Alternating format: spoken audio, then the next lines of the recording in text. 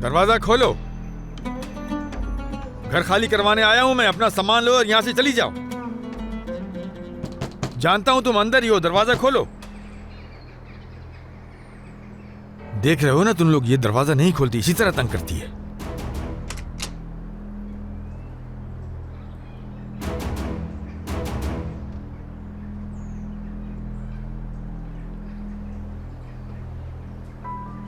देखिए, मैंने आपसे कहा था ना कि कम से कम मुझे इतना वक्त तो दे कि मैं अपने रहने के लिए जगह ढूंढ लूं। मैं तुम्हें हरगिज और वक्त नहीं दे सकता। मैं ये बंदे साथ लाया हूं, तुम्हारा सामान निकाल कर बाहर रख देंगे। कोई बहाना नहीं सुनूंगा तुम्हारा। तुमने बहुत परेशान कर दिया है मुझे। कल नए किराएदार आएंगे यहाँ पर।